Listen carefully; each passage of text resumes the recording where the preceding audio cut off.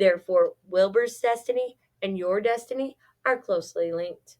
If Wilbur is killed and his trowel stands empty day after day, you'll grow so thin we can look right through your stomach and see objects on the other side. Templeton's whiskers quivered. Maybe you're right, he said gruffly. I'm making a trip back to the dump tomorrow afternoon. I'll bring back a magazine clipping if I can find one. Thanks, said Charlotte. The meeting is now adjourned. I have a busy evening ahead of me. I've got to tear apart my web and write terrific. Wilbur blushed. But I'm not terrific, Charlotte. I'm just about average for a pig. You're terrific as far as I'm concerned, replied Charlotte sweetly. And that's what counts. You're my best friend, and I think you're sensational. Now stop arguing and go get some sleep.